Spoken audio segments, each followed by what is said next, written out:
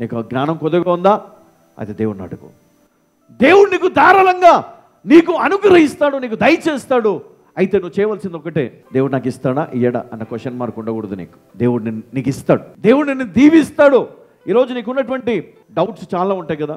నీ ఫ్యూచర్ ఏంటి, నువ్వు ఎట్లా ఉండాలి, నువ్వు సక్సెస్ అవుతావా నీ లైఫ్లో, లేకపోతే ఇప్పుడు నీకున్నటువంటి అప్పుల నుంచి నువ్వు బయటకు వస్తావా, లేకపోతే నువ్వు ఈ భయం నుంచి బయటకు వస్తావా, రోగం నుంచి బయటకు వస్తావా, ఇవన్నీ డౌట్స్ మనకు ఉంటాయి కదా.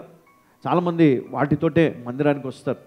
అవి తీరితేనే దేవుని దగ్గర మనము కనపడతాం, అవి తీరకపోతే మనం ఇప్పటికీ కనపడం. కానీ దేవుని వాక్యం ఈరోజు మనకు సెలవిస్తూ ఉంది, మనం జ్ఞానాన్ని సంపాదించుకోవాలి. మొదట జ్ఞానం కనుక నీకుంటే నువ్వు నీ సమస్యలో ఓపికను తెచ్చుకోవడానికి నువ్వు ఆశపడతావు, ఓర్పును తెచ్చుకోవడానికి నువ్వు ఆశపడతావు. అంతేగాని ఆ సమస్య నుండి వెళ్ళిపోవాలని నువ్వు ఆశపడవు.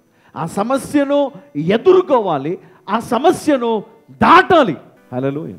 ఎర్ర సముద్రాన్ని దేవుడు మాయం చేయలే, అందులో నుంచి దారి ఇచ్చాడు. అర్థమవుతుందా మీకు? సమస్యను పూర్తిగా తీసివేయాలి అక్కడి నుంచి, ఆ సమస్యలోంచి నీకు దారి ఇచ్చాడు. అంటే నువ్వు అక్కడి నుంచి వెళ్ళాలి కదా, వేరే దారి మన పెట్టాడా? లేదు, అక్కడి నుంచి వెళ్ళాలా. చేదు నీళ్ళున్నాయి, వాటిని నేను తాగల. దేవుడు ఏం చేశాడు? వాటిని మధురంగా మార్చాడు. ఎస్, బండ నుంచి నీళ్ళు వచ్చాయి, ఏం లేదు. కొంచెం నువ్వు ఓపిక పడితే బండ నుంచి నీళ్ళిచ్చిన దేవుడు నీ దరిద్రములో నుండి దేవుడు నీకు సమృద్ధినివ్వడా?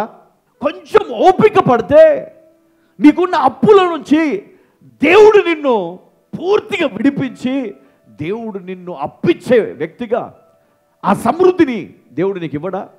కానీ మనకు ఓపిక లేదు కదా, విశ్వాసం లేదు, నమ్మకం లేదు. కానీ నువ్వు నమ్మితే దేవుడు నీకు మార్గం తెరుస్తాడు. హల్లెలూయా. నువ్వు నమ్మితే దేవుడు నీకు మార్గం తెరుస్తాడు. నువ్వు వెళ్ళే మార్గము అది ఎంత భయంకరమైన ఎడారైనా, అది అరణ్యమైనా, ఏదైనా కూడా దేవుడు నీకు తోడుగా ఉండడం నమ్మితే అక్కడ కూడా దారి తీపిస్తాడు దేవుడు నీకు, అక్కడ కూడా నిన్ను పోషిస్తాడు. హల్లెలూయా.